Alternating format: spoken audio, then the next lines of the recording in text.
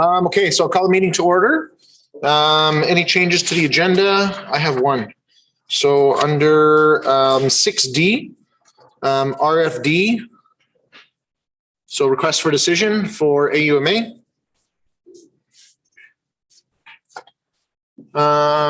Any other changes to the agenda?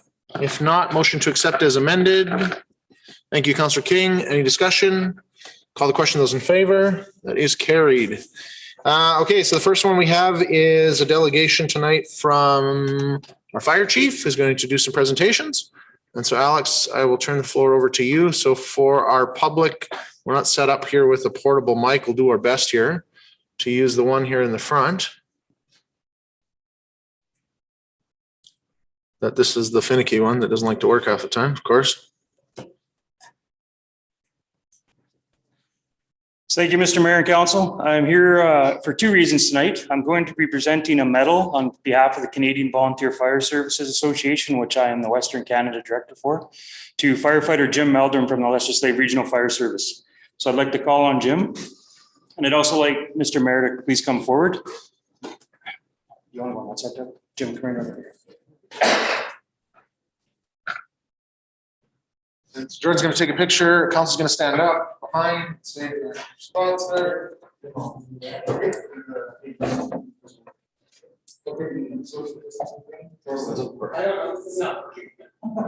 make sure to get everybody in.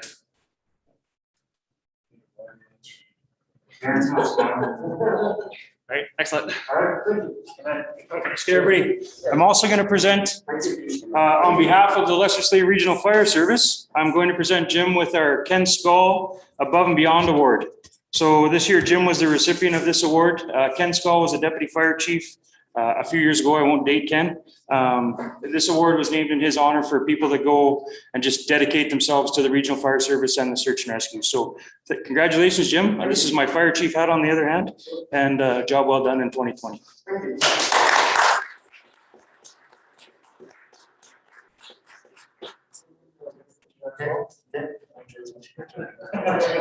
Are we live streaming too right now? We are. Yes.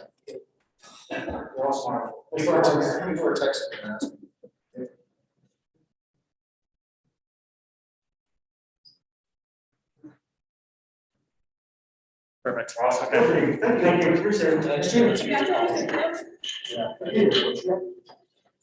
Congrats, 30 years.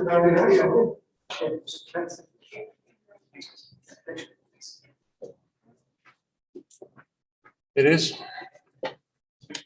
He's a super dedicated, loyal guy. Okay, so sorry, we'll jump into the rest of the meeting. So CAO update, Mr. Kim. Thank you, Worship and the members council. First, I'd like to introduce Jordan Schenkelberg, our new communications coordinator. Jordan brings a variety of experiences from major communications companies, such as CTV Calgary and Bell Media. He's eager to learn our business and help us provide better communications service to our residents. Please join me in welcoming Jordan to our team. Welcome, Jordan. We're excited to see what you can do. One of the things I will say too is that, when a new person for that role comes in, they have new ideas and new ways of doing things. And so I will say that we're a very open group, and I encourage you to let us know in the weeks ahead as you get comfortable. And I hear you're getting more and more comfortable every day. But I'm excited to hear what you think council's on the right track with communications and our staff, and what things we need to take in a different direction. So I think communication has always been a big passion of this council, and I think that we want to see that continue. And so, some reinvigoration into that department and that messaging. I'm really excited to see where that can happen. I loved your post today in regards to some of the pothole repairs, talking about where it was happening, what was going on. I thought it was great. And then regarding my CA update as of April 13th, one employee is in isolation awaiting COVID test results. All other employees are reporting healthy as of April 11th. One business license was canceled and 4 new licenses were issued. Our operations department has been repairing potholes on the Main Street, Hospital Route, and 6th Avenue, sweeping various streets and repairing traffic signs throughout the town, as well as spring cleanup for lift stations. Planning and Development is currently preparing council reports for Big Fish Bay expansion projects and working on downtown Rainy Hall Plaza upgrade. Our project management is working on lift station C Force Main request for proposal and recruiting steering committee members out of business owners and residents for the downtown revitalization project. Council will be also invited to open house for your inputs. We are also scheduling a public open house and pre-construction meeting with residents for Gloryland Road project, working on requests for proposal for town's engineering services and reviewing traffic road markings for the Main Street. Fire department received a total of 5 calls last week and preparing for the upcoming wildfire season. Peace officers will be completing the crime prevention through environmental design training, so-called SAPTED, as per the council direction. And community social needs assessment will be presented to council on April 20th. Staff have started playground repairs and will remove the ice at MRC next week. Due to the current COVID restriction, the town will temporarily offer visitor information service over the phone and some summer activities in a different format than conventional format. Our economic development will launch a major transportation survey on our highways in late April to understand the flow of commodities and products in and around our town. The business activity survey findings have been being compiled. Once the transportation survey is completed, it'll be added to the business survey and will be incorporated into a report. The findings will give direction to the town's economic development action plan. The staff have been working on a few tourism fronts as meetings with the potential tourism operators, cross-promotional marketing with other municipalities, Travel Alberta Cooperative Investment Program grant, and meeting with partners group. And that concludes my presentation, Your Worship, and please let me know if you have any questions. Okay, questions, comments from council. Councillor Busk and then Councillor King. So first of all, I wanted to say that little show and tell you had out on 3rd here today with the patch paving and stuff like that. It's a very interesting product. I was hoping that we might be able to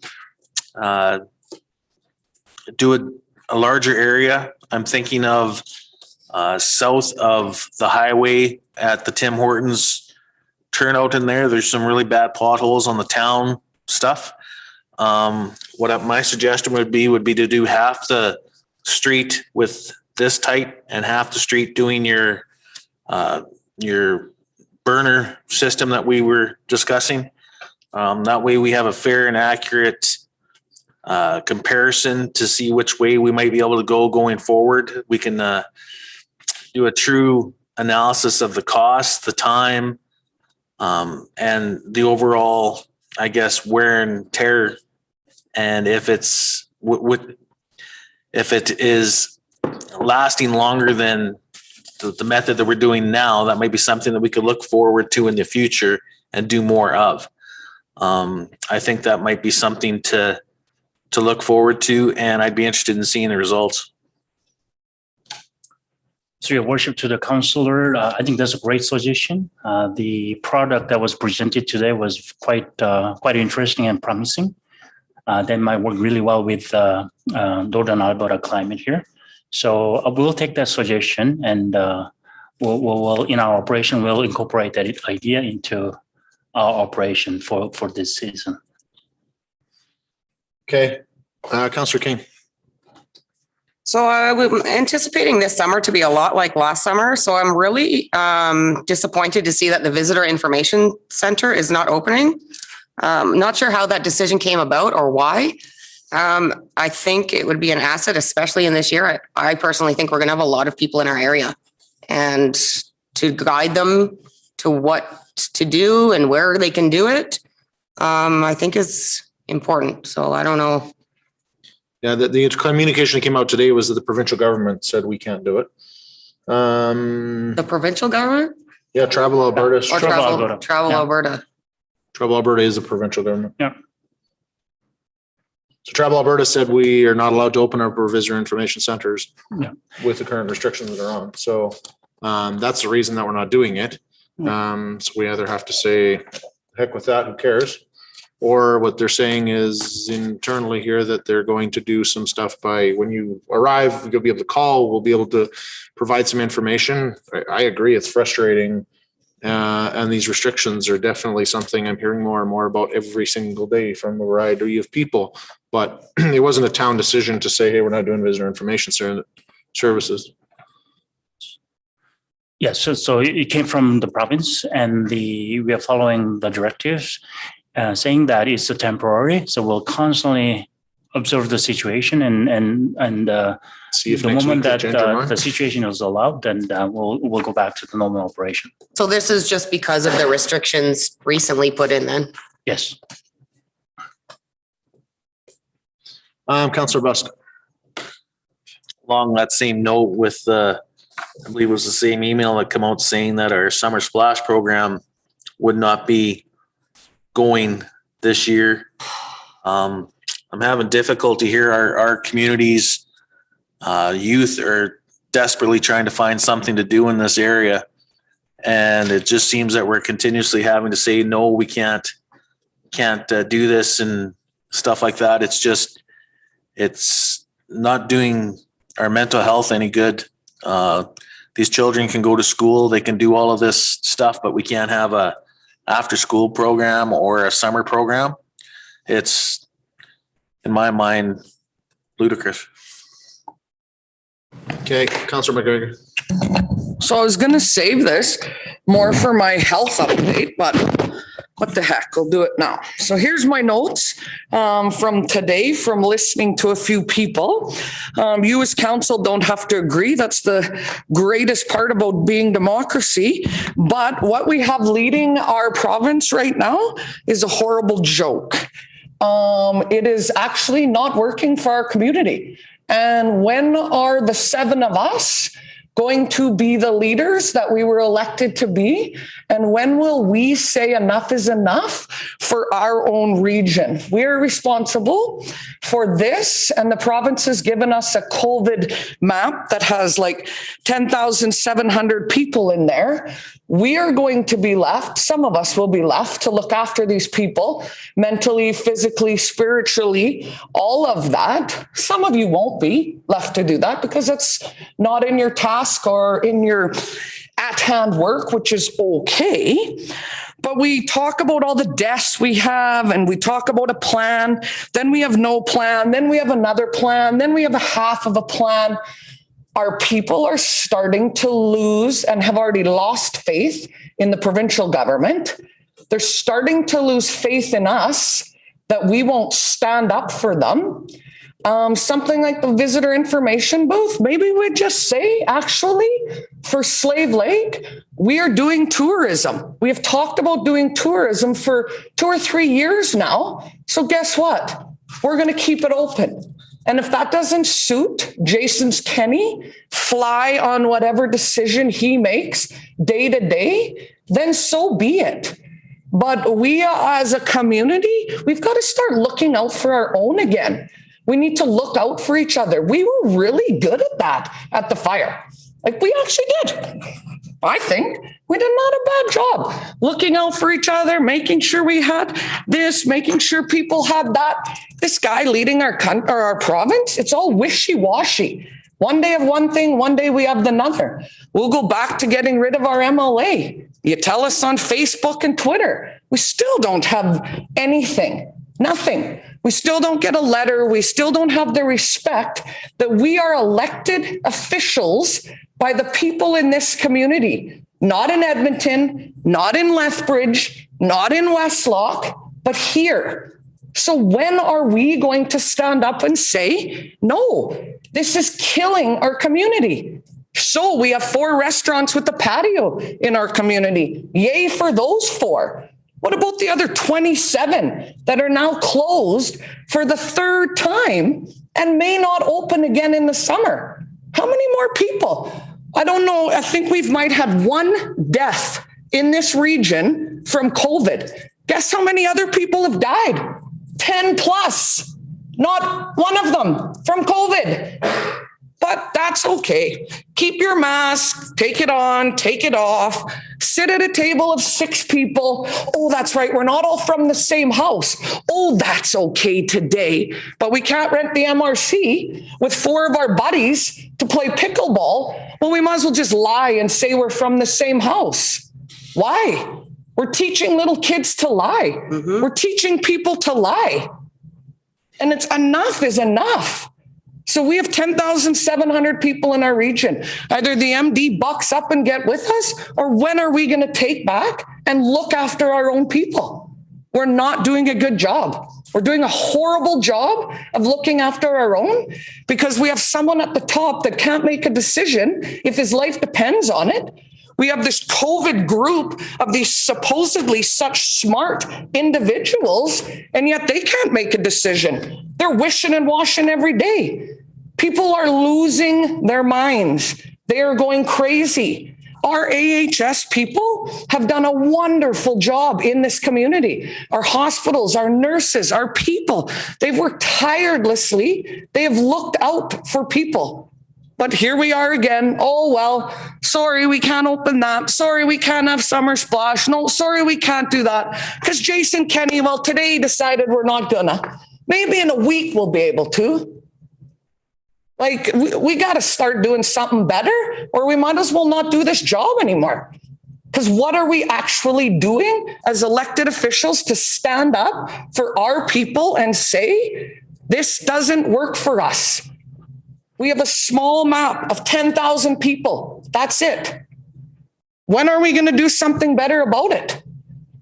Or are we just going to keep letting some guy at the top that has less clue than I feel like I do? At least I know what the people in my community want. I don't care what they want in Edmonton or Calgary. I'm not responsible for them. But we're responsible for the people that live here. That's why we're in this seat. Agreed. So let's do something. Let's not just agree and just keep not doing something. Let's do something about this. So I have a lot of comments on that one. But before I do, I'll let you finish and say, what is your suggestion? My suggestion is we either shut down our own region of 10,000 to zilch, or we open up and you make your own decision, what you feel comfortable doing, the same thing we've been doing for how many years? If you didn't feel comfortable going to an event, you didn't go to it. If you didn't feel comfortable eating in a restaurant, you didn't go. You waited till quieter times, maybe because you were older, because you had little children. People are good at taking care of themselves when their leaders at the top are good for giving them security. We're getting nothing from that man. Nothing. I feel zero security knowing he is running this province, but I got to do something for the people here, because when he's done and washed away and the next one that comes in and does the same thing and is wishy-washy, we still have to look after our own. When did we stop looking after our own? When did we start worrying about that we need to look after every single person all around here? Why don't we look after our own? Okay. Any other questions, comments from council, or I'll just weigh in here and give it. Okay, so I'll start by saying this, a couple of things. So one thing I recognize is, first off, I don't think that we're not doing anything. We are doing what we're supposed to do in the box that we're given. And so this is part of the problem that we have, is that we have a box that we're responsible for. They have a box that they're responsible for, and the federal government has boxes that they're responsible for. So even if I want to say, okay, so I will tell you in the last 2 weeks, I can tell you, I have heard from people that say COVID doesn't even exist. This is not a real thing. It's not a real disease and it does nothing. And I've heard from people that say, I don't understand why all these places are still open. These variant cases are going crazy. Everything should be on lockdown. We should be shut down for 2 weeks. this should all go away. And so what I will say is that both people, I think, to acknowledge, if we're going to be fair to everyone, both people exist and live in this community. I will say that the one side of the extreme is definitely growing for sure. And I think comes from the fact that people are they're frustrated. They're fed up. They're done. As a restaurant owner, laying off my staff for the third time, I can tell you my frustration level, I just feel like we're just going in circles down a toilet bowl. So let's talk about what we can do as a council. So first off, we have option one, and there are communities that have said, hey, I could care less what happens. You guys do whatever the hell you want. But realistically, it's not up to us because we don't enforce whether they do what they're supposed to be doing now or not. And so one of the things I've had, in some of the conversations I've had with some of the people that are very upset about the restrictions, we seem to be an isolated part of the world where they're not following those restrictions anyway. So I always struggle with, why are you so upset about it? Because you're not doing the things that are there anyway. And so at the end of the day, a lot of this comes down to people's choice, right? We have responsibility over our facilities. We have responsibility over our roads. We have a responsibility over our pool. And so, realistically, that we can say the visitor information center is going to open, and say, hey, too bad, so sad. We're just going to do whatever we want because we have jurisdiction over that box. But whether or not somebody wants to have a party in the park, open their restaurant, do whatever, the town doesn't enforce any of that stuff anyway. So I think that we have to recognize what can we actually do. So two things that we can do.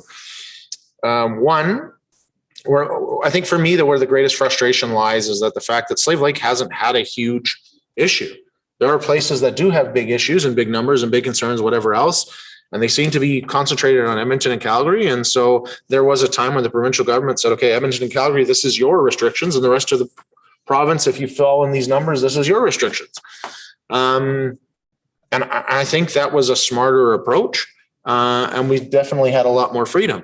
One of the problems that we do have around us that we're going to have a hard time winning some of that fight is that there are municipalities all around us that, have had high numbers all the way through. And it's, we're kind of in a bubble. And they do it on the 1 to 100,000 thing. And I don't know what the exact number works out to be, that we're probably still over the number and in that purple zone anyway. So we got to be clear about what we're fighting for, because if we say it should be based on regional restrictions, we still might be screwed there anyway, because I want to say at 10, I think we're at that number anyway, if we're at 10,000 anyway. So, we can voice our concerns, we can send letters, we can be very open about it, or we can go to the other extreme where we say, you know what, we're just going to do whatever the hell we want.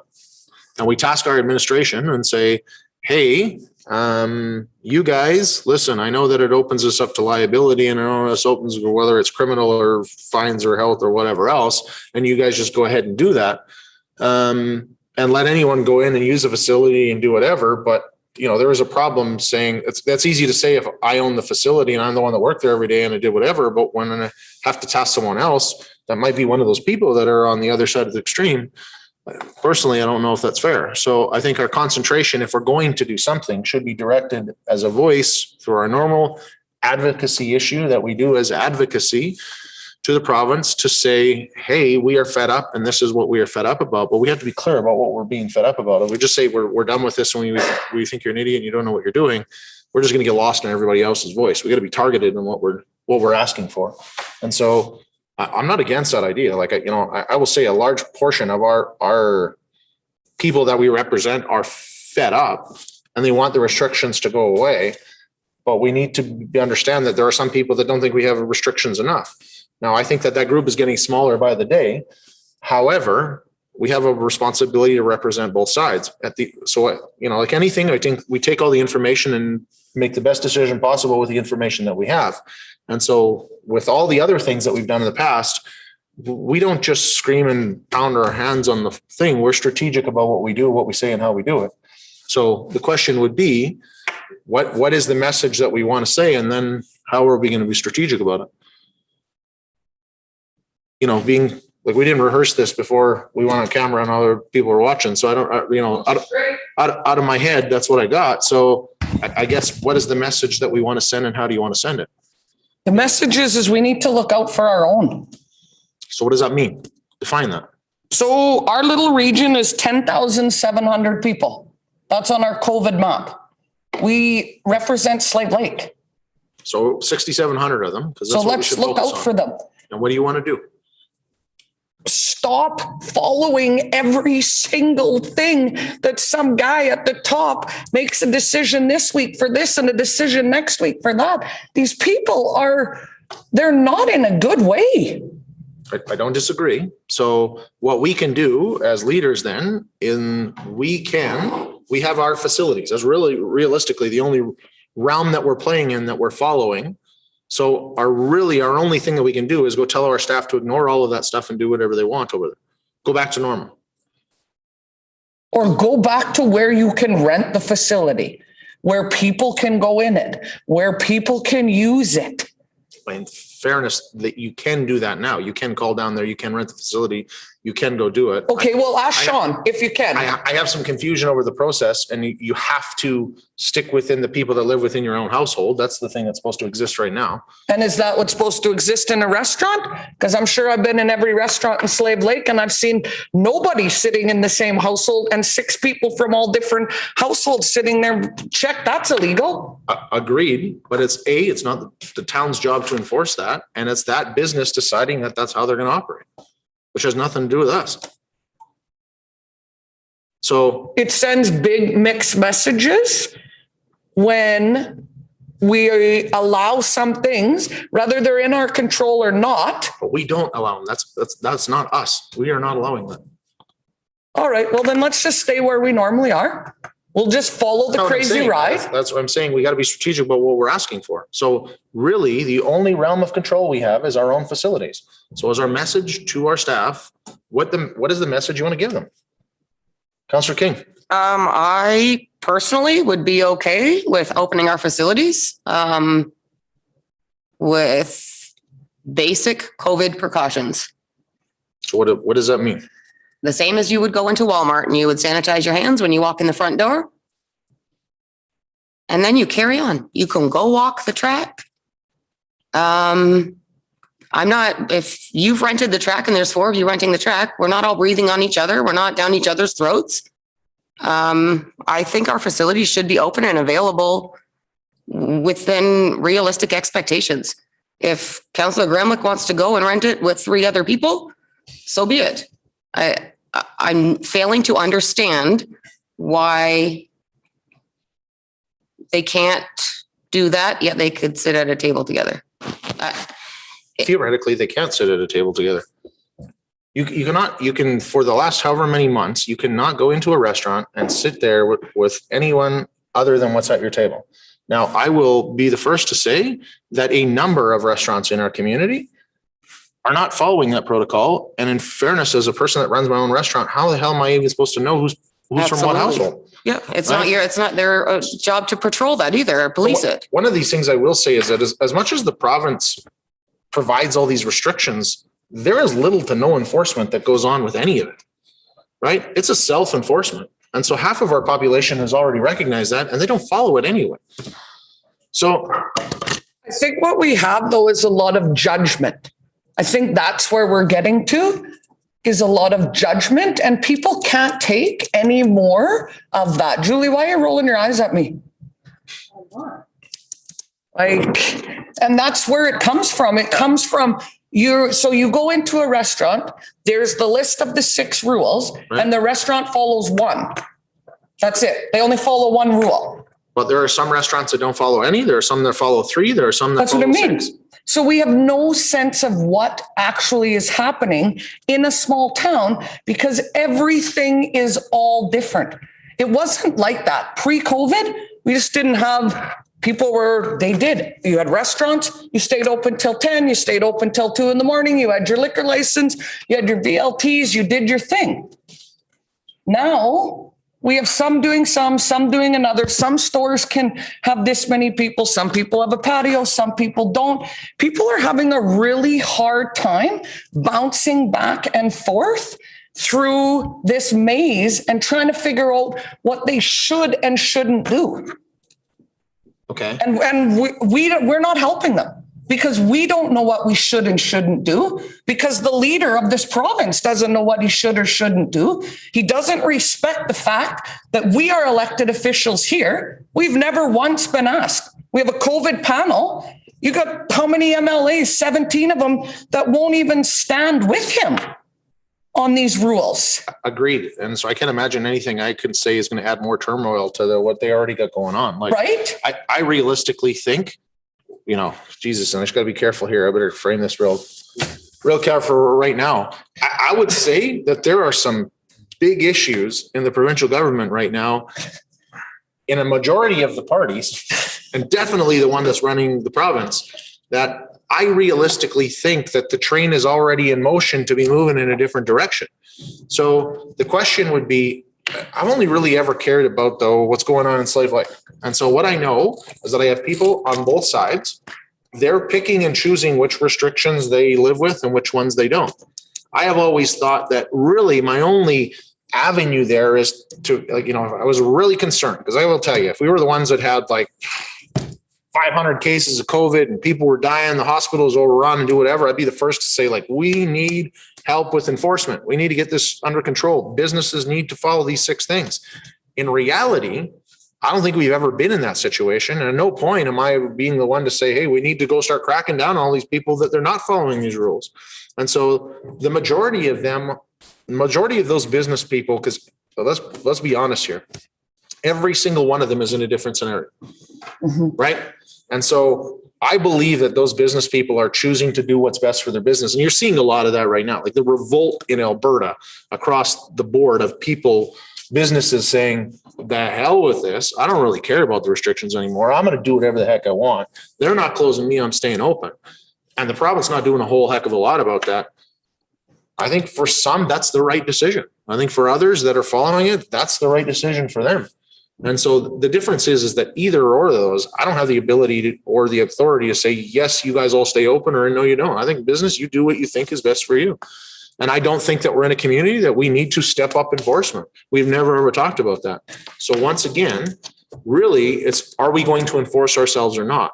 And part of the problem is that, you know, I always struggle in this position that our job is governance, our job is policy, our job is whatever. And so if I was in charge of the rec center, I would probably do it differently than what we are doing right now, but I'm not in charge of it, right? So I would have to, because that liability, it really comes down to liability, right?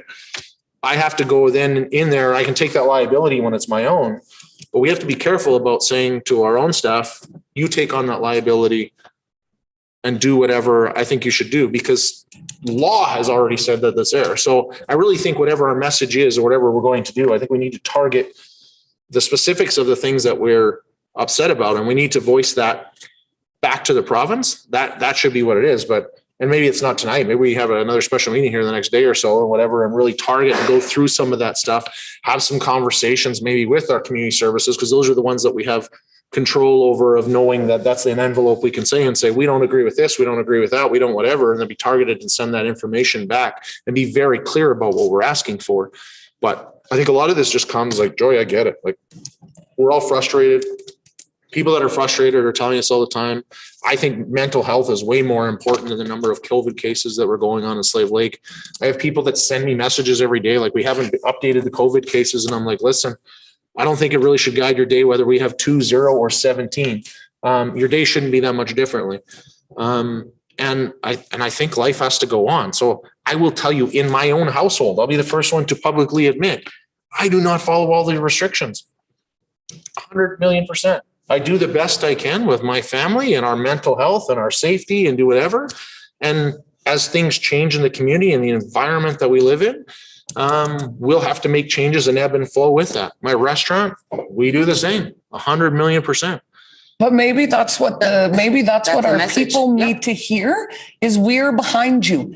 If you need to open your business so that you can stay open, so that you can financially make it, and so that your mental health doesn't lead to suicides and overdoses and all those kind of things where you start letting your diabetes go down and pretty soon you're in the hospital because you've let it go, because you've kept yourself so isolated. Maybe we need to, that people know that we stand behind them. We're with them.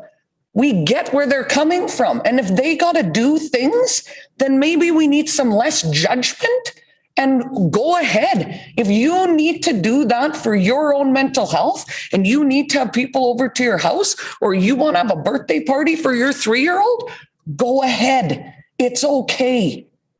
Because right now we have nobody telling us anything is okay. We have nobody giving us any guidance, nothing. We just get a plan and then another plan and then a step forward plan. And then we jump back to, well, that one's not good. So we'll head back to this one. And well, we'll talk about it in a couple of weeks, maybe a month. I don't know. So Yeah, and we need our own people to know that we are behind them. We support them. And in fairness, like with respect, I do, like behind the scenes, that's what I say. I don't do it publicly at this table because at this table, I'm a representative of the town of Slave Lake. And being in the position I am, I'm a spokesperson for the town of Slave Lake. And I don't know that that's how everyone feels. And I don't feel comfortable voicing that to the public on behalf of all of us if that's not where we're all at. But I will tell you, behind the scenes, I tell people, live your life, go on, do what's best for you, mentally make good decisions, and away we go. I think if you're sick and you got symptoms, you stay home. Yes. Right? And you should go get tested. Or if you don't want to get tested, just stay home for 2 weeks. Because really, unless you need hospital care, that's what we're telling you to do anyway. So take that piece out of it. I think everything should be as normal as you can make it. Yeah, but I don't think But that's my personal belief, not as the Sorry, spokesperson Dan. for the town. I'm not telling all of our staff to disregard all the rules. I'm not telling all of our constituents to ignore that and fight tickets and go to court and do whatever. I'm saying, hey, find your comfort zone, find your lane and live in it. I think that's where you should be. And that's what I'm doing as a counselor. It is because I do sit here to represent those people. So find your own lane, take care of yourself. And if it doesn't line up to everything that we have for a wishy-washy province leader, that's okay. Because when it all boils down, we still have to look out for our own. When people's mental health isn't good and we don't have enough people to take care of it, and we don't have a swimming pool that hasn't operated for 1.5 years, and now we don't even have enough staff to put back in there, like, because we're so short on these things. But they need to know that we do support them and we're behind them. And I don't feel like I've said it publicly to anyone. And that's okay if the rest of you aren't in agreement. That's a whole great thing about majority and democracy. If the majority of people need to do what they need to do for their mental health, I'm fine with that as someone that's elected to sit here. I don't have a restaurant and a personal business that is going to be attacked or vandalized. Jesus, I've already lived through that. I've done that already a few months ago. Check, done. Now people have to look out for themselves, and we got to look out for our neighbors again. Instead of being a nosy Nora, worried about how many people are in the backyard and if somebody else's extra car is stopped there. Mind your own business. Do what's good for yourself, and we got you. Okay, Councillor Busk. I think it's safe to say that there's many sides to this story. We had the Minister of Health here 2 weeks ago, and when I asked him, I said, what was the end goal of this process? Is it to get down to zero? Because it's unrealistic. This is always going to be here. Now with all these different variants coming, we all have to take a modicum of, I guess, respect for each other. Myself, what I consider acceptable risk is not what you might consider acceptable risk. If I want to go to a restaurant or go and have a beer at an establishment, I'm taking that risk upon myself. I wear my mask in there, sit down. The waiters all have their PPE on. I said, if you're having to stay open to keep your livelihood, I'm all for it. If you guys are willing to take that risk to open up a business in the first place, to be able to try and make a better living for yourself, how am I going to sit there and say, oh no, you can't do that? Shut down until we get a handle on this. It is very tough for me to sit there and watch United States go back to business, open their doors, do whatever they want, and everybody's sitting here locked up, not doing anything because we can't get the injections in a prompt fashion. I think it's ridiculous because we're going to shut down again. And then there's going to be another variant that comes out and we're going to see another peak. Well, we're always talking about the peak cases. And I feel sorry for the families that have lost people. I truly do. But we've also had thousands and thousands of people recover from this. You're taking a test to find out if you have a disease. Stop taking the tests. The numbers won't be there. Like I say, if you have to take a test to know you've got something that's 97.5% survivable, and we're shutting down our whole economy for it, I think there's bigger issues at play that are way above my pay grade. I'm going to do what I feel is acceptable for myself, my family. If I want to go out and go grocery shopping, I'm going to go. I'm not going to sit there and hide like a hermit. Sorry to say. Yeah, and so I think that highlights a number one thing here. I'll be the first to say I am not smarter than all the doctors and teams and people that are working on this stuff around the world. What I know is that, you know, I will say as a business person, I have never been so forced to adapt as I have in the last 12 months. Like, it is literally crazy running a business right now. And so I think as a family, we do the exact same thing. We take the information that we have and we adapt month by month. How we did stuff last month is not exactly how we did stuff the next month. And I have no idea what next month is going to bring for our family or our household or my business, the way things keep going. And so I will say to the people, so like, my message to you is adapt to what works and makes sense for you. And what I'm saying today is based on the information that exists today. And tomorrow I might tell you something totally different because the situation changes. But stay in the zone where you think is the best for your family and your business, while you respect that other people live in this community and there's a safety issue that goes on. Because I truly believe that there is a thing called COVID. I truly believe that it has an impact. I truly believe it spreads very rapidly, and I truly believe that it kills people. That being said, at some point we have to find a new normal. Like, if there's any community to understand new normal, Jesus feels like this community, that's all we ever do is adapt to a new normal. Roland's standing there nodding his head and grinning all the way, because it seems like as an organization, all we do every year is adapt. And I think that if there was a message that I would give to the residents of Slave Lake, adapt to what works for you, while respect that you have people. And I can tell you, the town is not out to enforce everything. The town is not knocking on your door. The town is not looking over your fence. That was never our role, and it's not going to be moving forward either. So I think that the degree of danger in our region of 10,700 is pretty small at this point. And I think the degree of danger in the 6,700 and the few square kilometers that we represent is even less. So, I don't know, that'd be my message. Like, you wanted to make it very public, Joy. It's pretty public now. And so I guess maybe, is it something that council wants? Some of our frustration comes from our own facilities. And so maybe we should set up a separate meeting there to have a discussion with exactly what the protocols are, and see if that there's some changes that we feel should be made from a policy direction or interpretation. Because one of the things I do get frustrated with is the fact that some of this stuff is left open to interpretation. And so our interpretation might be different than someone else's. And so I think we should have the right information and go from there. And the way council's nodding, I'm thinking, Mr. Kim, if you can set up a separate meeting for that and have our administration go through the picture with us and bring the paperwork to say this is exactly what it says, and make sure that we're all on the same page as we move forward. Because I do struggle with, we're having conversations behind the scenes. We're not even sure what facilities we have open and what days that they're open and when they're not open, because, I think interpretation plays a key in that. But yeah, thank you, Worship, and thank you for your comments. Our approach always has been to strictly follow the ministerial order or the chief medical officer's order with regard to COVID-19, saying that, as we all know, that it has been really tough times, and even those decision makers at the provincial level have gone, between back and forth and et cetera. So I would agree that there might have been areas where interpretation might have been kicked in there too.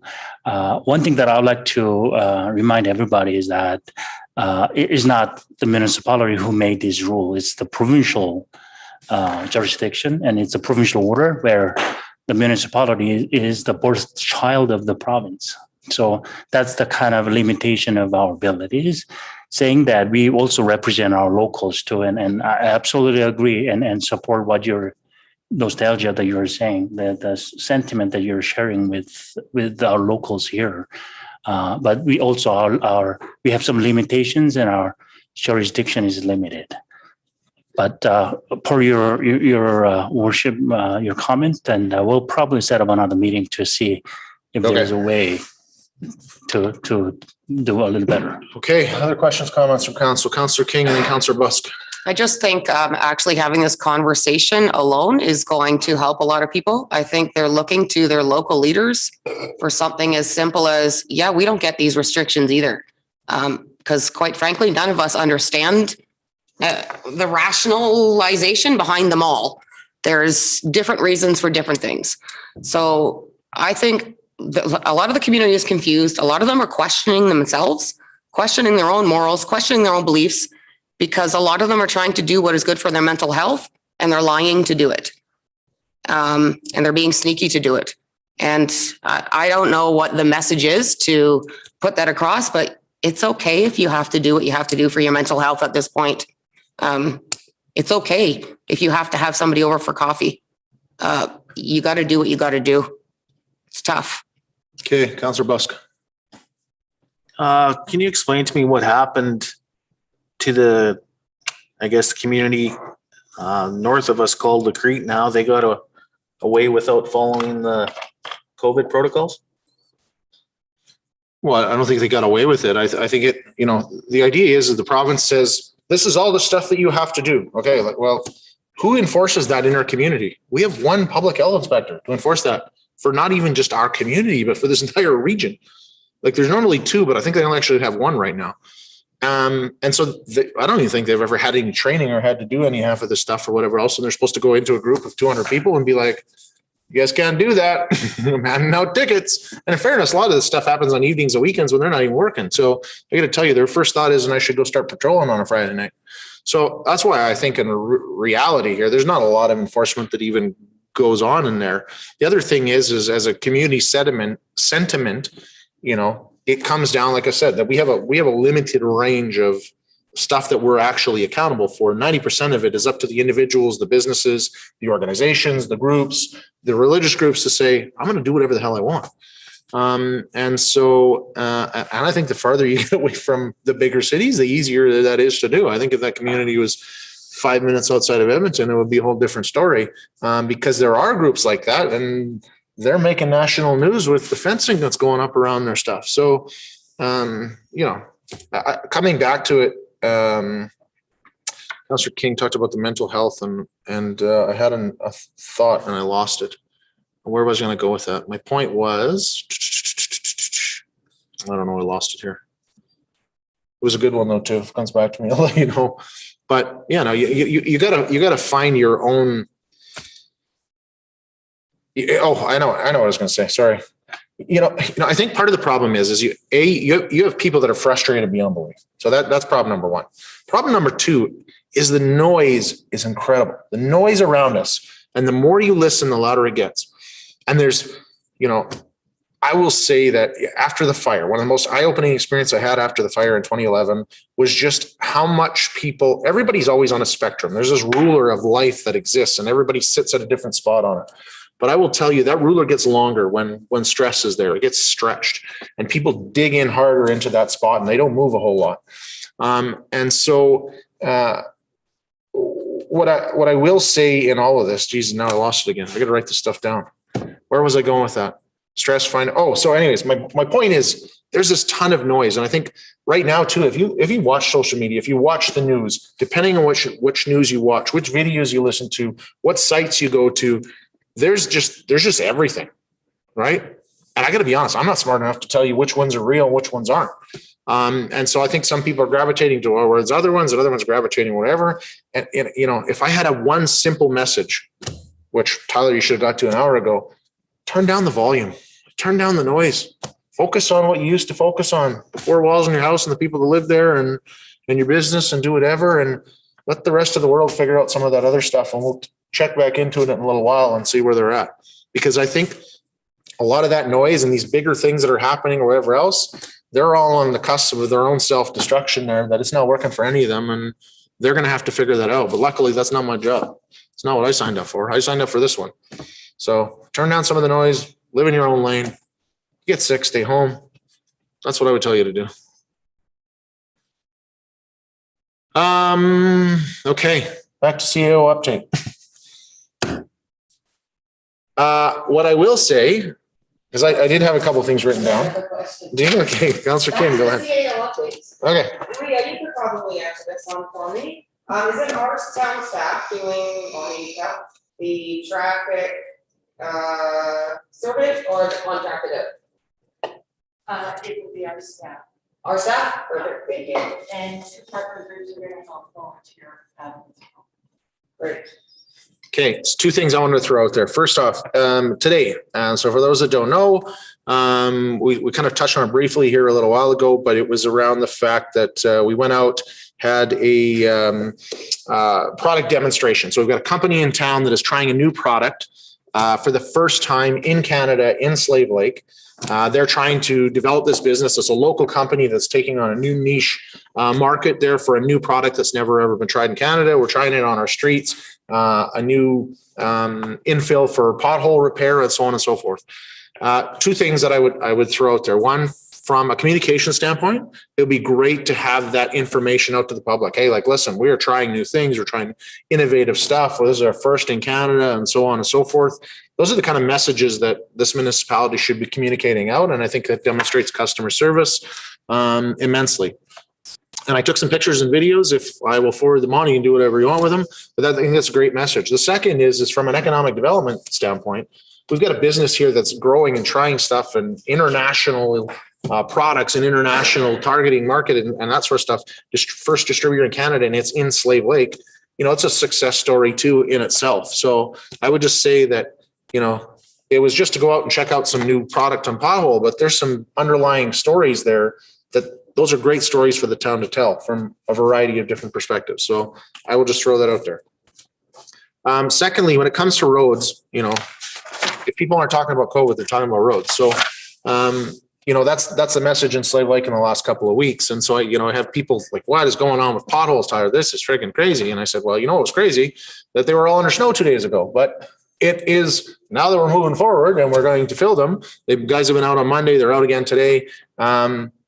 Once again, getting back to our conversation we talked about, there's only certain things that we have the authority and responsibility in the budget to do. And so those are town roads.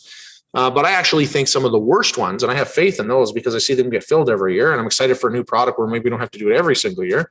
But the highways are crazy. And so they're fixing some of this of Highway 2, but there's lots of parts of Highway 2 they're not fixing. And Highway 88 still blows my mind that they're not getting any investment whatsoever other than some minor pothole repair.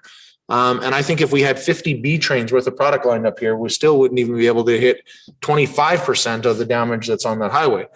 And so we did a campaign last year and really dug into this. And one of the big things that the province uses when they decide where they're going to invest their resources when it comes to major capital is a variety of things. First off, they look at the contractor that they have in that area.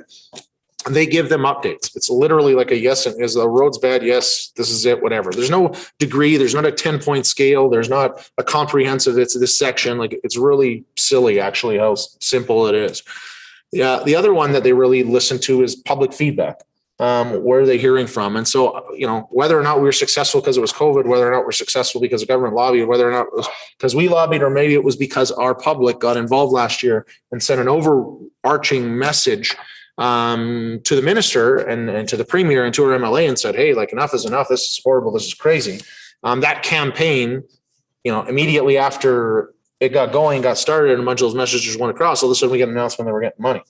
So I would encourage, and I would like to make a motion that administration create another targeted public awareness campaign to provide feedback to the Minister of Transportation on the highways in this region. And so my intention there would be to do something similar that we did before, that let's encourage the public to give very visual feedback and targeted feedback on their frustrations with this area, because that is not going to be a waste of time for us here at all. Thoughts on that? Hearing nothing. Councilor Graham. Great idea. I think that we were somewhat subtle last time, professional, but let's let them have it. Like, it's ridiculous out there. We travel these roads all the time with all the oil and lumber in this industry, and it's getting overlooked immensely. And that we say that someone's going to die. Well, people are going to die on these highways. They need to be fixed like immediately 2 years ago. So I'm all for that idea. Councilor King. So back to the safety aspect again that we talked about last year. Highway 88 by the tracks is absolutely horrid. It's a definite safety issue. And it is literally almost on top of the walking track now. I would be scared to walk my children down that area. They're flying by and you're walking right beside it. They hit one of those potholes and they're going on that walking track. Okay. So we got a motion on the floor to create a public awareness campaign and get some of that message across. Any further discussion on that motion? Call the question. Those in favor? That is carried. It would probably be advantageous for us to send another letter to the minister our own on behalf of the town of Slave Lake and include a number of the pictures that we took last year. There's enough evidence just in the. Yeah, fair enough. In that 3 kilometer stretch there, basically in the first 3 kilometers from the intersection of Highway 2 and Highway 88, to say like, this is stuff that you guys are pothole repairing this year and have no plans for any major infrastructure upgrade. Like, that message needs to come across. And so we should draft the letter and put some pictures in there, and more pictures than the letter, I would say. Yes, your worship is noted. Okay, good. With that, is there anything more for CAO update? No, that concludes my presentation. So unless Okay. you have more questions. So let's Councilor Graham. Mr. Kim, can I make a suggestion to how we can't get into the MRC or a lot of our facilities because of COVID? With summer around the corner, can we maybe take some of those racket sports and different things and maybe look into painting lines in the arenas or tennis courts or setting up stuff out there? Like, we think outside the box a bit, something we've never done, but people are going to be looking for things to do still. So it'd be something to take a look at. So along with what was just discussed, because we're going to have a meeting between some staff and the council, we'll bring that idea to and see some pros and cons and, our abilities to be able to accommodate that or not. Sounds good, because we definitely need to give our people something to do. Councilor King. Another thing maybe to put on his administration's radar is a lot of talk about markets. Having markets again outside. That might be something just to get ahead of the game on, because they're going to start asking about these markets. Well, I had someone. And a patio, yeah. I had someone inquire the other day about garage sales, and so I reached out to health Yeah. inspector direct, and you can have garage sales. So I don't understand how you couldn't have a market. Yeah, so it's our Can't have a market. I would encourage you to have a garage sale. so we might bring a council You can have a report patio. You to just can't have promote it some of the people inside. patio and things like that in the coming weeks. So I'm working with the staff to potentially to give a little incentives in terms of fees and et cetera to promote more patio, things like that. So it's coming. Okay. Councilor Busk. One thing I've noticed living when we're having a park behind my house is the simplest things, like the volleyball net that's set up there by one of the church groups. It seems like every summer they're out there every night. Put the lines on the parking lot of the MRC for all different kinds of sports. Let's get people back outside enjoying themselves again. We have these facilities, a little bit of paint to put some lines and stuff down. Let's make these outdoor rinks usable for more than just ice hockey in the wintertime, right? Yeah. That's all I've got to say. Okay, I look forward to that discussion, because I got some comments about programming, but I want to move us along here. So let's get into items for discussion. Dust control, page 4 in our package. Calvin, floor is yours. Joanna, can you turn on the microphone, please?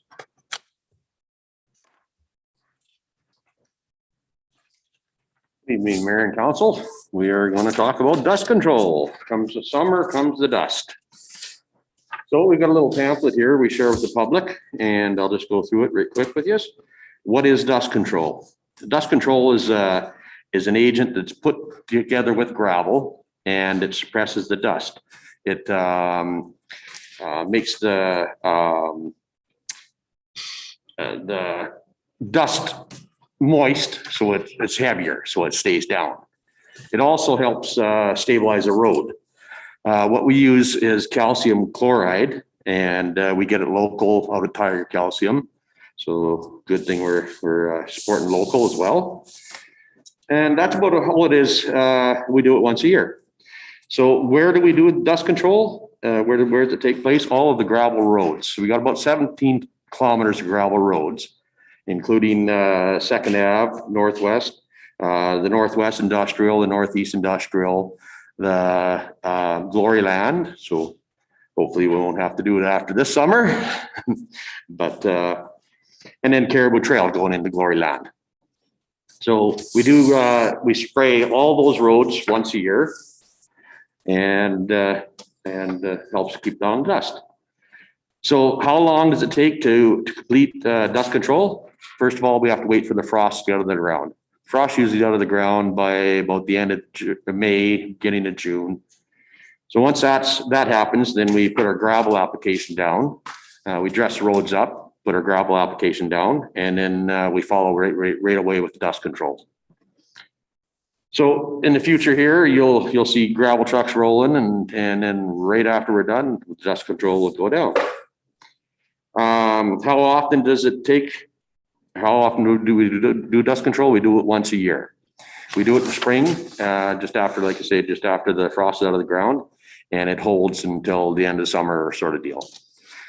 There's a few things that we got to do to maintain the dust control. Is we've got to spray it with water when it gets dried out in washboards and potholes and stuff like that to work it. So we get a water truck out and spray it down and then work it and lay it back down.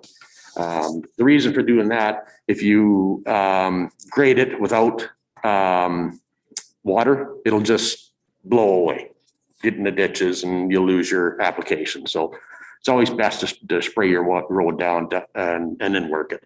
And then it lays down and packs in really good.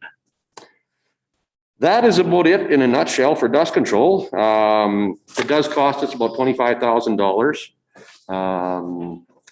And then the gravel application with the dust control and the gravel, we're looking at about $94,000 to do all of our roads.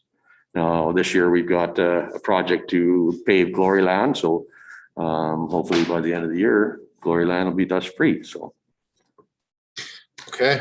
that is about it in a nutshell. Okay, questions and comments from council. I'll start and say, so Calvin, like this year with the weather, the way weather's shaping up, it looks like the frost will be out a little earlier than normal. So I know that before we do our gravel tenders that have to go out. So are we, preemptively sending some of that stuff out, because if we're ahead, then we stay ahead kind of thing, or? Yeah, we've already got our tender ready to go. Okay. So we'll be putting that out right away. Okay. We like to put that out right about when the frost is going out of the ground. You put it out too early, and the gravel companies, once they get their tender, once we award the tender, they want to go right away. So as soon as we put our tender out there, they want to start graveling like 2 days after, sort of deal. So we run that very close. But we are putting tender out here within the next week. Okay, so we'll see that gravel application ahead of time. Yeah. And so to be clear though, this $94,000 per year doesn't gravel all of our roads. You take X amount of gravel, you take $94,000 worth, and you spread it out to the most strategic areas. And then next year you might do the other areas and so on and so forth. It does not end up with new gravel on all of those 14 kilometers, correct? That's correct. The amount of money we've spent on gravel does approximately half of the gravel. Okay. But the dust control itself, we do, even though we don't gravel the roads, All the roads, we still do Dust the dust control. control on the roads that are left over. Okay. Okay, so part of the reason we touch on these things is ahead of actually doing them. It's a great time to remind ourselves what the service level is. It's a great time to communicate it to the public about what our service level is. And it's a great time to make any changes if council isn't happy with where the service level is. Councillor Busk. Just having said that, going forward after this year, once the work is done at Glory Land, with the less amount being there to gravel, you should be able to spread that out throughout the rest of the roads, that same amount of money. So there'll be actually more of the remainder being done, correct? Yep. Being that you're gonna have Glory Land not needing gravel anymore. Yes, correct. And what I'll put in next year's budget will be the same amount for gravel. And so we'll get more roads gravelled with the same amount of money and then do the same amount of dust control. Okay. Okay, if there's nothing else, motion to accept as information. Thank you, Councillor Busk. Call the question. Those in favor? That is carried. Thank you.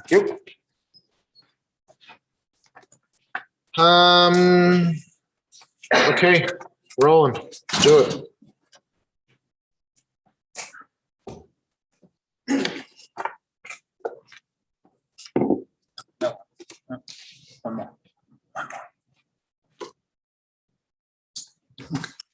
Right. Good evening, your worship and members of council. I have two reports tonight. The first report is to close the COVID-19 operating line of credit.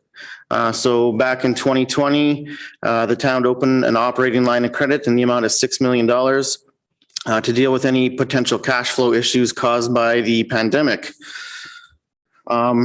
At this time, reviewing the financial situation of the town, we do not believe that we require this operating line of credit as we have not drawn upon these funds to date. So not seeing the need to keep the operating line of credit open, administration recommends the closure of this facility. Okay, Councillor Brandel. Microphone. That's right.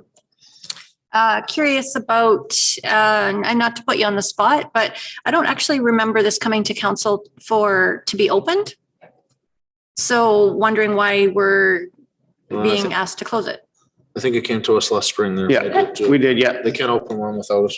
yeah. We it was opened under bylaw number 13, 2020. Okay, no, I guess I just don't remember it then. Question, Councillor King. I was just going to make a motion. Go for it. I'll make a motion that council approves the closure of the COVID-19 operating line of credit facility through the Royal Bank of Canada that was approved under COVID-19 operating expenditures borrowing bylaw number 13, 2020. Any further discussion? I just have a quick question then. So, you know, we didn't draw on it last year, but part of it, you know, we had the advantage of our facilities were still, you know, the closure worked in our favor. We also ended up with for provincial support. So A, we don't know if we're going to get provincial support this year, and B, that the closure of our facilities didn't work in our favor this year. Still not worried about it? Not at this time. If because it impacts our potential borrowing for other projects. You know, if we do need to do it, we have sufficient room to just open up another line of credit right now. So Okay. right now, as a matter of just keeping it open, it does impact the potential borrowing of the town. So for any capital projects, not that that's on the radar right now, but there's little to no reason to keep it open. Okay. Any further discussion? Motion on the floor, call the question. Those in favor? That is carried. Okay, and Roland, you're doing the strategic initiatives work plans. So as part of our last meeting, we had budget. We were asked to also approve the strategic work plans, which we had viewed in our previous meetings, but weren't a part of the package. And so they are added to the package now. Roland, do you have anything else to add, or can we just jump into questions? Yeah, we can just jump into questions. Okay. Questions from council?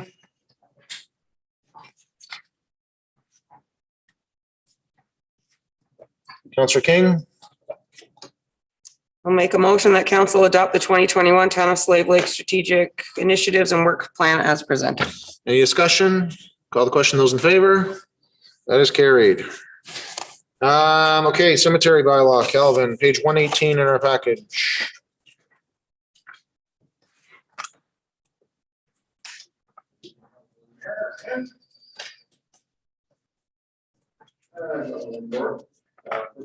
Report is to rescind bylaw 16-2017 and adopt bylaw 02-2021. The current bylaw reveals some minor legislation and the down maintenance and requirements of both cemeteries. A little discussion there. The old cemetery is now full. The only plots we have left are plots that are conserved, information plots. So we are opening up the new cemetery. We have a couple in there already. And update the bylaw to include the new cemetery and the old cemetery maintenance. There is still areas in the old cemetery, like if you have a casket below, you're allowed to put 4 remains up on top, stuff like that. So there's still room for remains and reserve. Kind of the highlights, grave covers will now be fitted in the new cemetery. The layout of the new cemetery when we designed it, it's the rows are back to back, side to side. So if you put full covers on, you won't be able to take other ones or place monuments or stuff like that. So one of the sections of the holes. Sorry, Councillor King has a question about cover. What exactly is a grave cover? Sorry, that's a full granite cover right over the whole plot. Oh, okay. So not too many people do that anyways anymore. Especially on all the outdated cemeteries and stuff like that. You go with that, just a little headstone or a headstone. Okay, that very few that actually put full plots. Mainly because cost of granite slab like that is up to about $50,000-$60,000. So yeah. Thanks. The innards with those is they're awful difficult to do maintenance around. Grass cutting, weed whacking, digging graves, stuff like that. They're very, very expensive. So we pick one that, I bought. So anyways, that's with the grave covers, the grave liners. When we go back to the grave liners, we went away with grave liners. That's the cement block, strong block we call it. You put down in there to protect the casket. So a few years ago, we kind of went away from them, and people were building their own stuff like that. The past couple of years, it had been building cave-ins and other caskets showing. People are building the right size boxes. They're building too thin material, patches anyways. So we're basically going back to the cement liner. There's 2 types of cement liners. There's the Muslim. The Muslim have multiple ones in them. We did have a Muslim funeral. It was actually our first funeral. And they have no bottoms in them. The other liners are full liners with caps in it. So, along the lines of digging, we've got one of the local companies to make us an actual shoring box for graves because we have so much trouble with sloughing in, cave-ins, and stuff like that. It's a safety issue, a respect thing. Nothing more unsettling than digging a grave and having the next one slough in and our operators seeing the casket. Just not a good thing. So we had a local company build a shoring box that we just put right down in place, and it can do whatever it wants, and they can lower the casket in. It works very well. It's heavy, like it's all made out of metal and it has sides all the way around it. So the undertaker can set their rigging up and everything like that. That they did a really nice job. So that helps us out. The placement of flowers and memorials and stuff like that. It's always a problem in any cemetery. People put flowers out there and we get that and stuff like that. The people that own the plots are responsible for cleaning up, but you know how it goes. So we put some signage up there to help out, and it has made a drastic difference. So hopefully our new cemetery will stay a lot more clean. In our package, we have the old bylaw with the corrections in it highlighted in red. And then we have their new bylaw with all the corrections in black. So the options, council may adopt the bylaw as written, or option 2, council may request removal or any additions or changes. The resource impact is none. The policy impact implications is none. Communication, the new bylaw would be posted on the town's website and social media platforms. Local funeral homes and monument suppliers will be sent a copy of their adopted bylaw.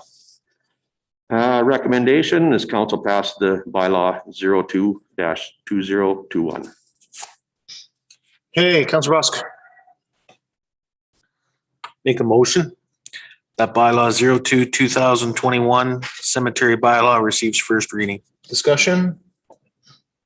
Councilor King. Sorry, I just had a question. Oh, when we have the funerals going on, do we give, I know it's a hard time during the family, for the family, but do we give them a copy of this so they know how to do the maintenance on the graves, or are we just expecting them to find it on the town website? No, we provide it to the undertaker, and the undertaker usually goes through that kind of stuff with them.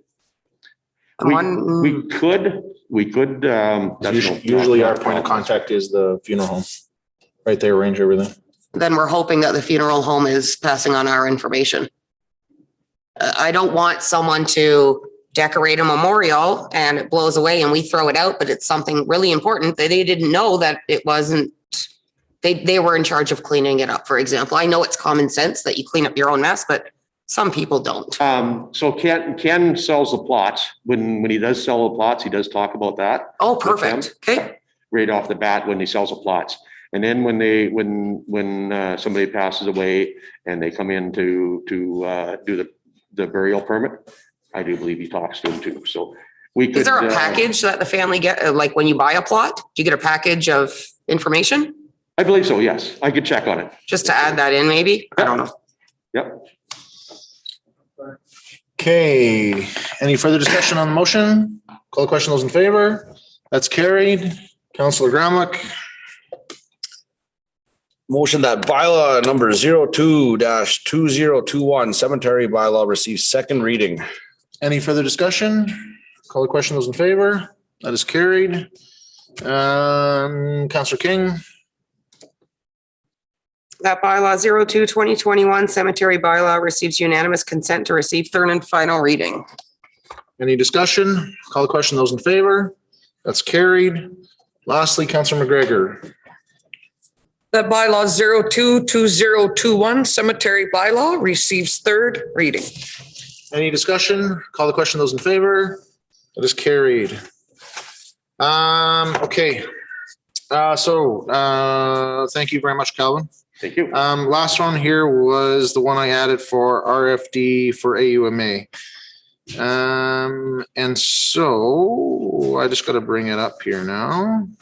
So long story short, behind the scenes, council's been, and some of it's not behind the scenes. Some of it we've been very vocal about the fact that we're very frustrated with, there it is right there. Very frustrated with some of the justice system and how things are dealt with provincially. And so we don't think a lot of the times that people that are convicted get access to trial very quickly.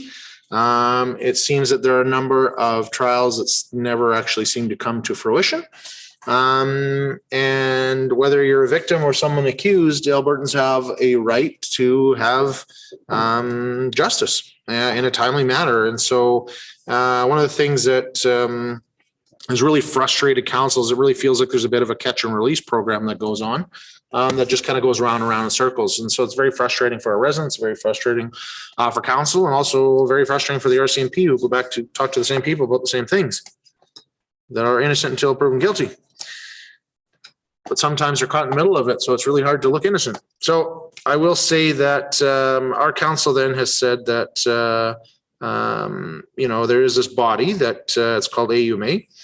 Alberta Urban Municipalities Association. It represents all of the municipalities across Alberta. And so they have a spring session coming up over the next 3 days. It's Wednesday, Thursday, Friday. And then they normally do a fall convention that's everyone. This one is just all the mayors. And at that, we can have basically put forward a motion basically to the floor to say, hey, listen, AUMA as this body for the entire Alberta, we would like you to lobby on behalf of all of Albertans and all our municipalities and seek some, some solution to this issue. And so there was a time constraint here, and we had to get it into AUMA before the end of March. But of course, we didn't have our meeting, so we did send it in. And basically, the premise of this is that all Albertans deserve access to justice. We were asking that the AUMA advocate for the Minister of Justice and Solicitor General to ensure the justice system is properly resourced so that all Albertans have timely and equitable access to justice through one, addressing court backlogs that create long delays for trials, with many cases simply not being prosecuted due to the Jordan decision. And two, reforming burial hearings so that people with local expertise are present to inform judicial decisions. This comes around the fact that we used to have our own RCMP that we part of that bail decision. And so when they're talking to a judge in Edmonton and, well, what should we do with this person who was recently charged? We can say, hey, yeah, this person's been charged a numerous amount of time. Is there a danger to the community? They need to be left in incarceration while awaiting their trial and not just be sent out again. And so they moved away from that a couple of years ago, and I think it's had a detrimental effect to communities. And so we are asking for them to look at that. And we're also asking them to hold a public inquiry that looks into basically solutions to the recidivism and prolific offenders. And this comes around, that's the big fancy word for some of that catch and release thing that goes on. And so one of the last pieces of the application that goes in and process is that we have to have a motion from council. So it doesn't seem like it's just one wing ding thing that one councillor is throwing in there. And so I would like to put a motion on the floor that council authorize an application to be sent in for a request for decision to AUMA that asks for justice for all Albertans and reform to our current justice system. Any discussion on that? Call the question. Those in favor? That is carried. So Joanna, I'll need a copy of those minutes because we got to send that off to them tomorrow, please, and thanks. So with that, our next thing is to get into committee minutes and updates, but I think we should take 5 minutes. We've been at this for an hour and a half and we were here for 2 hours before this meeting. So let's take 5 minutes and we'll come back and get into all that.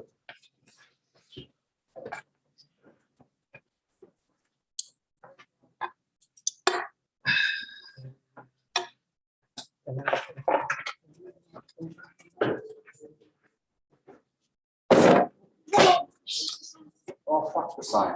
Or whatever they are.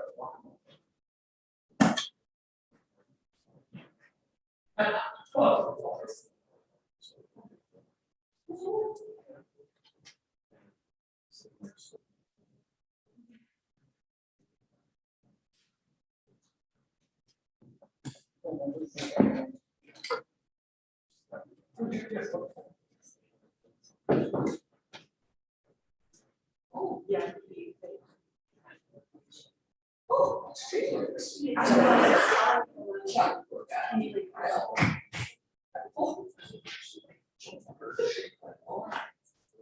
Jesus, man. Hey, sorry about that. actually honest to God forgot that you were sitting there until I happened to glance and I'm like, oh, this is this guy's first day. Yeah, you're right. Well, yeah, welcome. It's probably, this is what municipal government is. Yeah. It's like CCTV was so boring. CCTV got nothing on this anyway. What? Jeez. You just wait till she colors her hair. Yeah, just wait till you see what colors I come up with. I did, I was like, oh, I'm gonna wear Jordan, oh, you're a little bit over. Getting half crazy, but. My job. Decided if I don't do my job, I'm gonna sit here quiet, I'm not doing my job. I was gonna say a whole bunch more. You did really good there, thanks. I had to scale back. Well, I didn't rein it in, so I made the notes, I didn't make much in, but you did really good, thanks. See, it's hard enough at the best of times.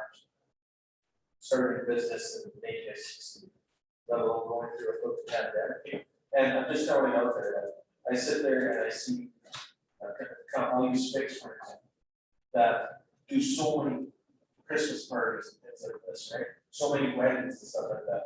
And when there isn't any of that stuff, having to struggle to make ends meet, right? Like, I'm hoping there's a restaurant in town that stays open, because I'm the one there having a meal. I don't care. My, I'm the one that's gonna take the risk. I felt bad actually because I had Cason's party planned in December when the restrictions put in, I had a huge order to fix for that. And I felt like the US always got that one. I felt bad, because like, I still have people coming that, you know, right, so. What? I said, I wish there was a place in Circle that stayed open. I told you there. Like I say, that's why I was asking you about your patios and stuff, right? Yeah, like, Especially when we can't make this place succeed, right? what's that, John? I saw you guys completing your patio. Yeah, like we're gonna put in a temporary one, but I'll tell you, like, it's stupid, right? Because now all of a sudden it rains. I'm not allowed to let people come inside. Yeah. Right? It starts to rain at 2 PM. Do I send staff home? Do they all just sit and play cards and wait for the rain to go away? Like, it's so dumb, but. Something I shared on Facebook about all the rules. for Oh, yeah. patios. Oh, yeah. So you're allowed to go inside the gate, or you're allowed to go inside the back. You can't stay there. Yeah, it's dumb. And so the biggest problem for restaurants is like, we're the only ones targeted this time is restaurants and in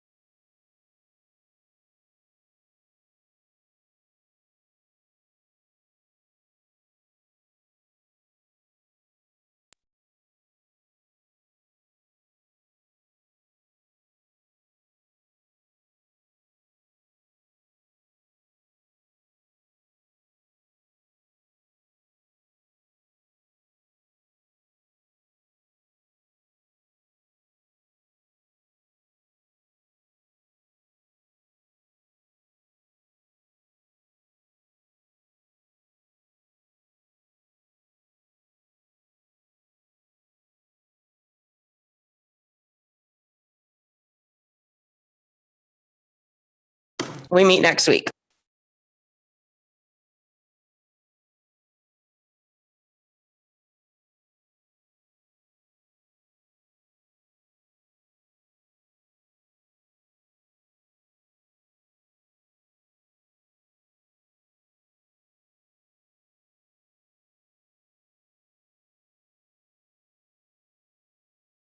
Looking at is creating a strategic plan. And so we're looking for some feedback and input on that and are working towards, making sure that the chamber is heading in the right direction and that they have, are they leveraging the best voice and working on the right plan? So excited to see where that goes. But yeah, most of it was town doing an update. So, Councillor King. We had a quick meeting today. So we were successful in receiving the $60,000 RRF loan from the federal government. So we're going to use that to help us offset some of our operating costs. We're also looking into getting further training for the board members.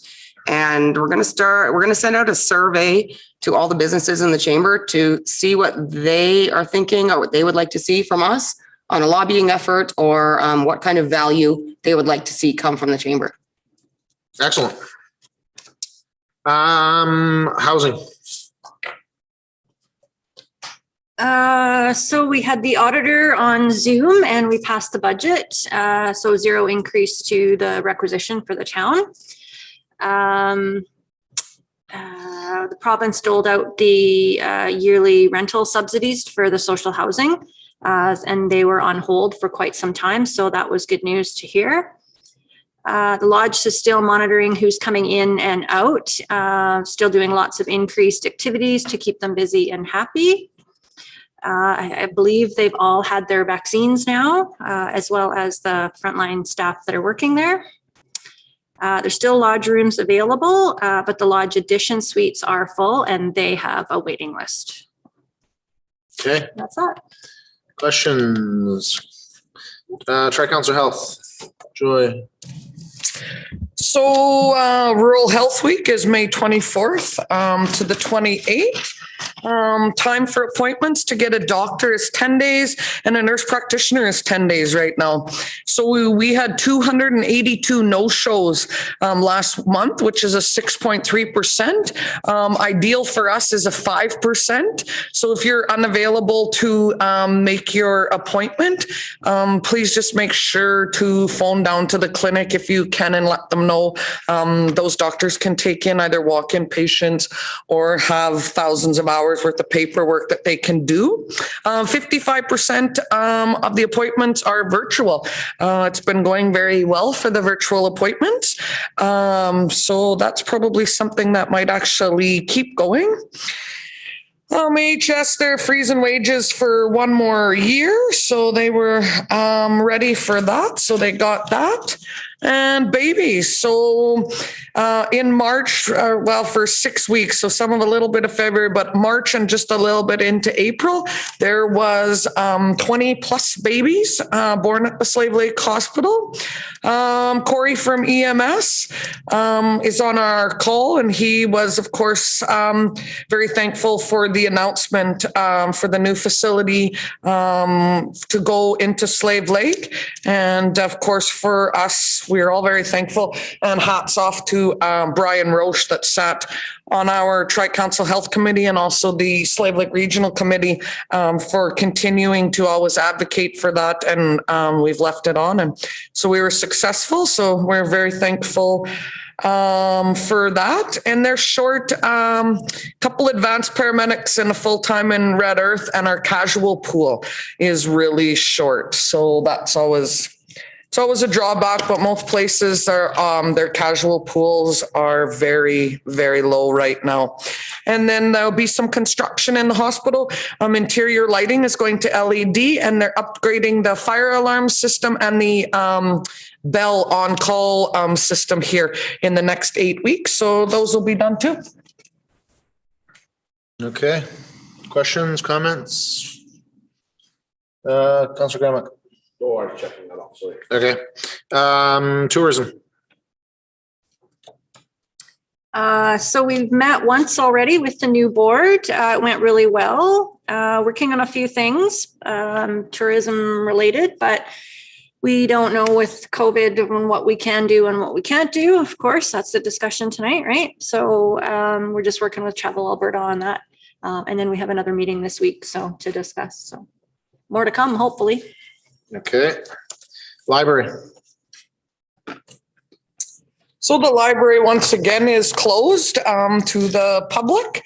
So they will be back to doing curbside. And in this one, they've also learned that they can still offer some exam proctoring.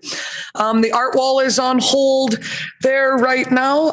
There was some communication with the practicum student, and she's going to do her practicum here at the library from July 5th to the 24th. So that's pretty exciting.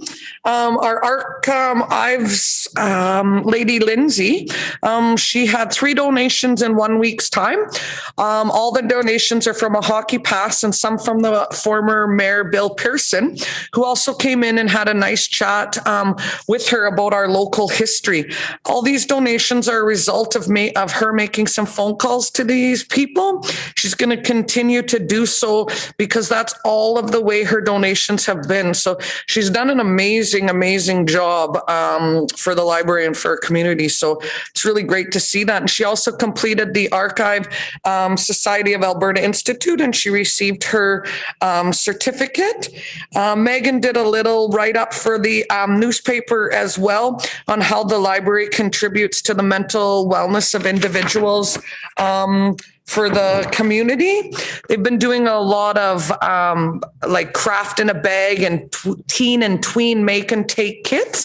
So they're all behind at the library where you'll go to pick up your books. So they've had those out there and they've been very successful. I struggled for a couple days to find the right words to thank our staff again at the library once again for closing down, opening up. They've done a good job right from the beginning and kept it at a 10% ratio.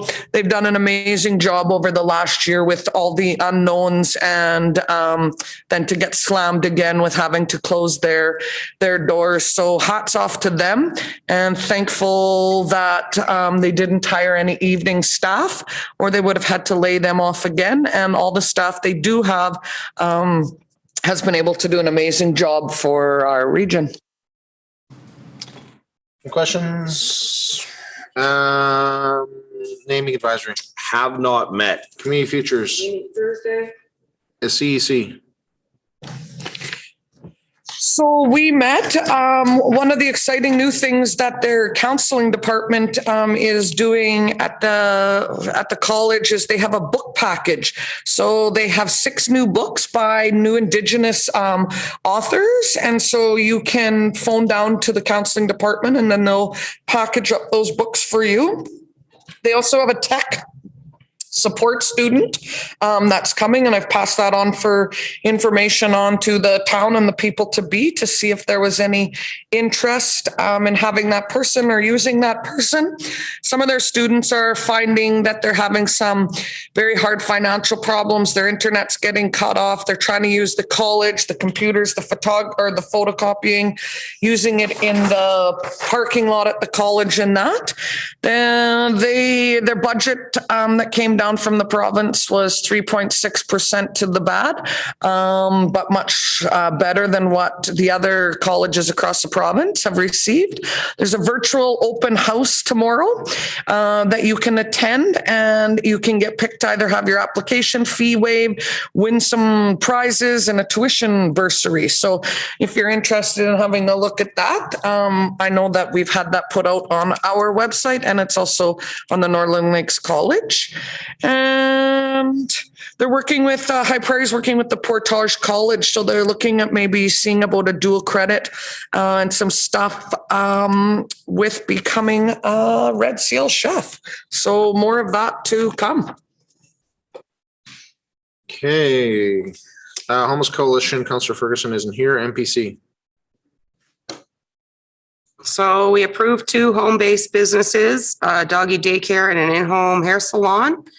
We declined some variant setbacks as it was out of the powers of the MPC, so that will go to SDAB.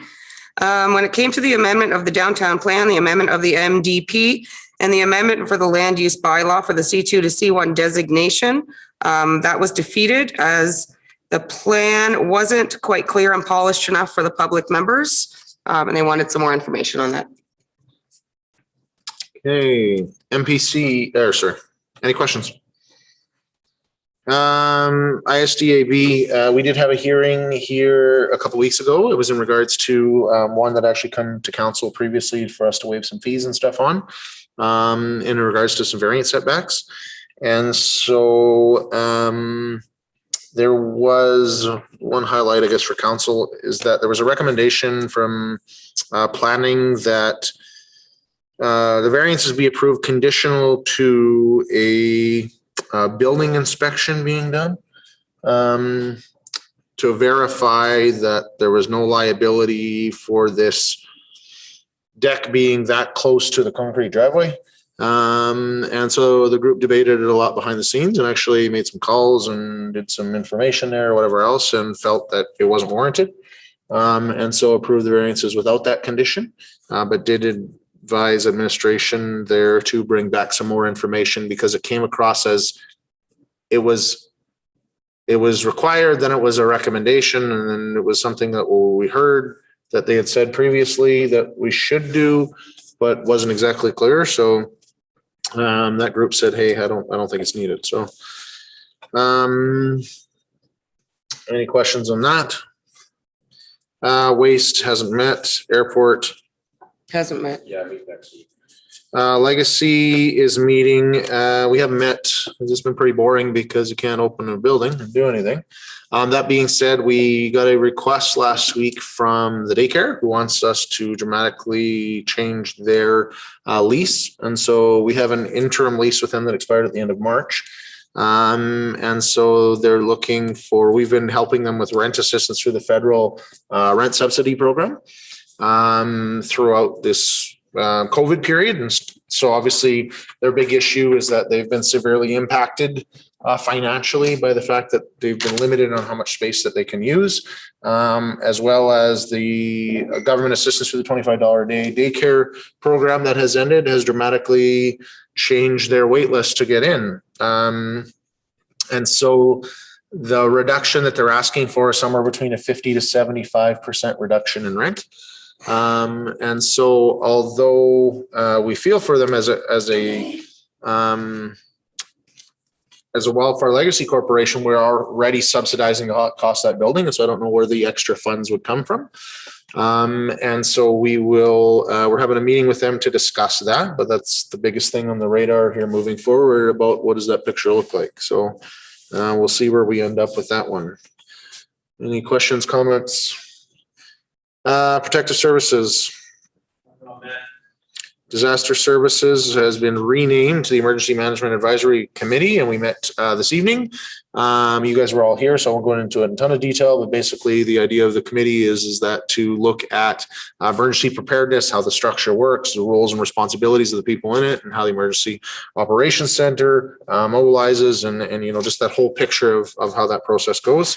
It is very important that the elected officials are familiar with that process and understand their roles and responsibilities, or you can get into situations where you're doing something you shouldn't be doing. And so we did make a recommendation that it come back in January after new councils are elected to make sure that it doesn't fall off the radar. Northern Alberta Mayors and Reeds Caucus and Northern Alberta elected leaders have both been postponed till June. So with that, I would entertain a motion to accept the committee minutes, verbal committee updates as information. Thank you, Councillor Busk. Any discussion? Call the question. Those in favor? That is carried. We'll get into the management task list. Thank you, Worship. And there are three updates out of the management task list. The first one is the engineering service request for proposal for the town. So we have finished the drafting of the request for proposal. So it's going to go out on the 21st of April for bidding. So if there are some interested, the consultants, currently we work with Associated and we might do the same, like a similar thing with like what we did with legal services. So basically don't have any contract, but we just use them as needed kind of thing. That gives us some more buying power, if you will, kind of thing. And the second update is regard to the Solicitor General inquiries. As your worships mentioned, that the request for direction was submitted to AUMA. Now, through next 3 days and whatnot, and there's going to be some progress there. The third one is the meeting with the Ministry of Health and AHS. As we all know, that Ambulance Bay is now funded for its capital. So that one is a great achievement for this council, working with the province. So with that, concludes my presentation here. Okay, and then obviously motion 41 to 21 in regards to disaster services was completed as well as we did that meeting tonight. Any discussion, questions on the management task list? If not, motion to accept as information. Thank you, Councillor Gramlich. Any discussion? Call the question. Those in favor? That is carried.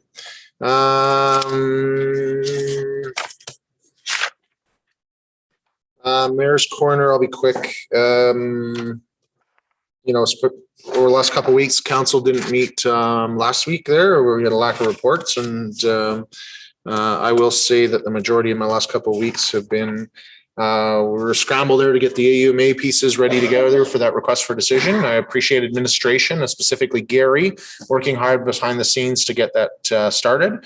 AUMA themselves were also a big help in crafting that message, and council gave some great feedback on that as well. I actually have to present that to all of the mayors coming up, and there's a formal process that I have to go through. So Thursday, 11:30, I will be doing that. There's 3 requests for decisions going into the province or into the association there for decisions. So hopefully ours are successful, and we'll see where we end up. Those next 3 days are all-day Zoom meetings for that conference and convention. So I'm really excited for that. It's going to be tantalizing for sure. Other than that, been a lot of, this is the time of year I start to see and feel a lot of feedback from residents. So, to Councillor McGregor's points there earlier, frustrations are very high in regards to restrictions, and people are fed up. I'm hoping with some great weather and people get outside, turn off some of that noise and stay off some social media there and focus on their own mental health and physical health and get out there. That's probably the best advice I can give you going into this weekend. Additionally, roads and potholes, we have a strategy that we're going to work with in regards to having the province hear about the condition up here, because they don't seem to get up here very often. And excited to see our own operations team getting out there, filling some of those holes and trying some new stuff. So other than that, we have some meetings coming up, some big stuff in regards to working with collaboration of regional partners, economic development discussion, and specifically on projects in regards to Tri-Council. All of those coming up in the next 2 weeks. So I'm excited to see where that stuff goes. With that, I would entertain a motion to go in camera. Thank you, Councillor Busk. Any discussion? Call the question. Those in favor? That is carried. Jordan will let us know when we're not live anymore. So I don't think it actually went live out. There was no live stream tonight. So just so you guys know, like 4 different people sent me texts here saying there's no live stream. I give up. My wife watched it. The kids are saying they're watching you get mad about potholes. They said. Seriously? Yeah. I watch